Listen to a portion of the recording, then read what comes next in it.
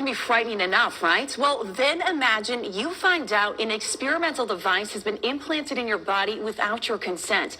That is the reality for more than 700 patients who received surgery to fix leaky heart valves at Northwestern Memorial Hospital in Illinois. Today, the Mayo Clinic-trained physician who has been fighting to shine a light on the truth spoke with KIMT News 3's Jessica Bringy. Jessica joins us now with a KIMT News 3 exclusive. So, Jessica, what's being done about this? Katie, after 12 years of fighting, the Food and Drug Administration is beginning to acknowledge the controversy.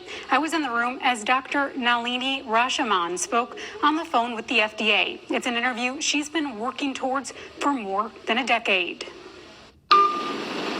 You're witnessing moments before a phone call, more than a decade in the making. It took a long time, but I feel like I've done what I needed to do to follow my vocation, follow my oath. The journey to this day began back in 2006 when a clinical trial began to test an experimental heart valve at Northwestern Memorial Hospital.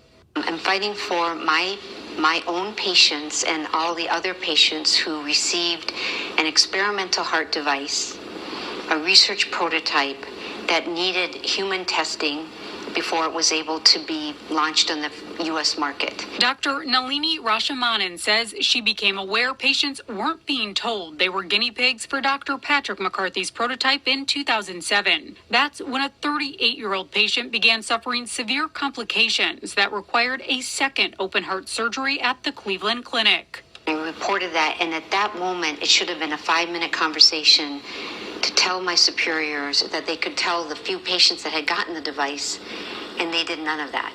Dr. Al Edwards was one of those patients. The ring I have implanted in my chest, I'm clearly convinced it's investigational. Diagnosed with a heart attack in 2007, Edwards was only made aware it was likely from the faulty heart valve in 2018 after ongoing cardiac issues. The outcome that I would like to see is to get this fully disclosed to all the patients so that their health caregivers could give them the correct sort of follow-up. For the past 12 years, Dr. Rajamannan has been fighting to get the FDA to acknowledge the device wasn't cleared for use despite being sewn into the hearts of more than 700 patients to treat their valve diseases. And these are not minor injuries. There's stroke, there's heart attacks, there's deaths, there's reoperations, you name it, it's happened.